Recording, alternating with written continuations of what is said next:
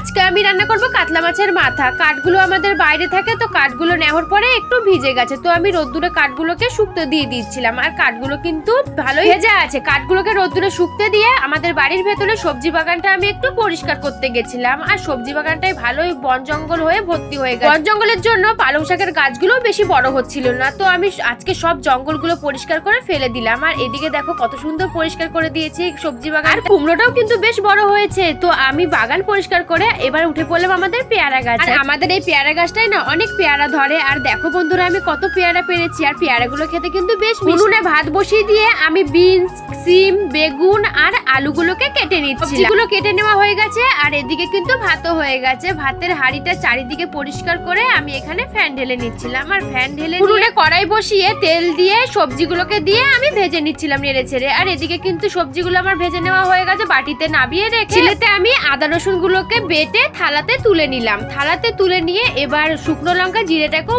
বেটে নিলাম। আর এদিকে শুকনো লঙ্কা জিরেটা বেটেও আমি কিন্তু থালাতে তুলে নিলাম। আর এদিকে আমার সব মশলাগুলো কিন্তু করে নেওয়া হয়ে গেছে। কড়াইতে তেল দিয়ে পেঁয়াজগুলোকে ভেজে নিয়ে এবার দিয়ে দিলাম মশলা, টমেটো, লবণ, হলুদ দিয়ে নেড়ে চেড়ে মশলাটাকে ভেজে মাছের মাথাগুলোকে মশলার মধ্যে দিয়ে নেড়ে চেড়ে কষিয়ে নেবো। আর এদিকে কিন্তু মাছের মাথাগুলো আমার কষিয়ে নেওয়া হয়ে গেছে। এবার দিয়ে দেবো জল। আর জল দিয়ে ছেড়ে রেখে দেবো ততক্ষণ তরকারিটা হতে থাকুক। আর কিছু দিদি ভাই কমেন্ট করেছে, চাঁদনি খাতুন কমেন্ট করেছে আমার নামটা নেবে বোন, থ্যাংক ইউ দিদি। আর আমার নাম মামনি, আমার নামটা নিও, thank you Mamoni. Riya Majhi comment করেছে খুব সুন্দর, আর তুমি আমার নামটাও একবার নিও ভিডিওতে। তো রিয়া তোমাকে থ্যাংক ইউ। আমার কিন্তু তরকারিটা করা হয়ে গেছে, তরকারিটাকে গামলে নামিয়ে নিলাম।